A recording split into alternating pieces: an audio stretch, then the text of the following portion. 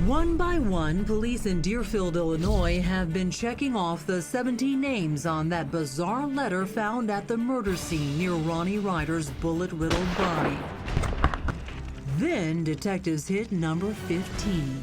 It's Marnie Yang.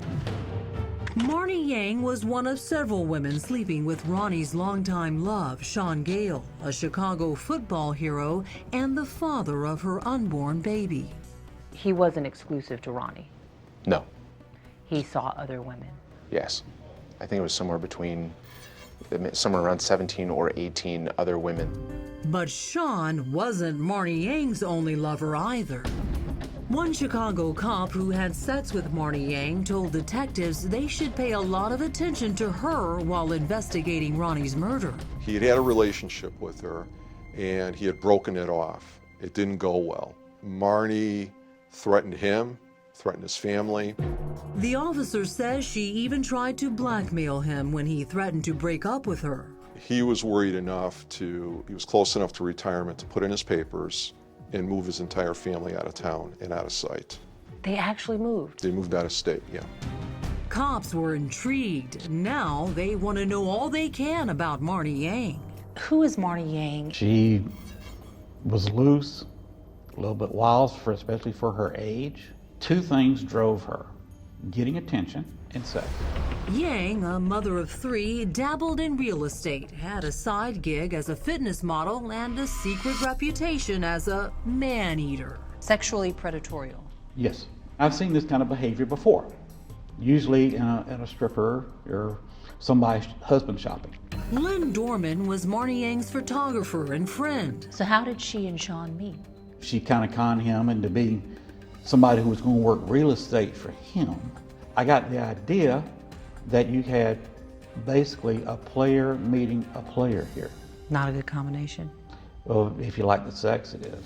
Lynn says Yang bragged about her relationship with Shaun, but he says Marnie was obsessed with dating cops and often showed up at the station to study how they investigated crimes. She has had lessons from other Chicago police officers on how to shoot a gun and how to cover up a crime. She had been studying how to get away with murder, basically, with her sexual partners. Long before the TV show ever aired.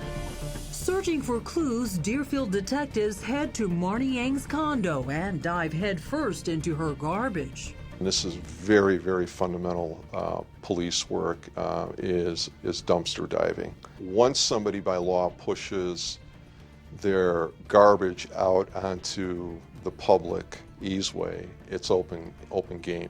They would drive over there, they would empty her trash cans into a van, drive away, bring it back to the police department and look through her trash. And in the trash, they find what they think is a treasure trove of evidence. As luck would have it, they recovered some receipts that were extremely interesting. The first receipt is to a very specific online bookstore. We tracked the order, and it was for a book on how to build silencers. So she purchases a book on how to make a silencer, and a silencer was used. Yes. In the murder. That's correct. Then there was another receipt from a local Home Depot, and that receipt actually listed out the items. We looked through the books. The items in most of the homemade silencers fit the items on the Home Depot receipt. We verified that it was her making that purchase through video. Additionally, we saw her purchasing a bucket and quick-drying cement. Detectives haul Marnie Yang in for questioning. Did you purchase this book? Yes, I did. Why would you purchase a book on how to make disposable silencers? It was a joke. Marnie claims the book was a gag gift for a cop she was dating. But how would she explain buying all the materials needed to build a silencer? Did you ever put anything like this together or buy anything, you know? As far as to build one of those? Yeah, now, because this is, you know. No, but it gave me a really good idea for a science project. You tell us that it was a gag and that you then purchased items from the book, matching up to try to see if you could make one of these things for a science project. Right.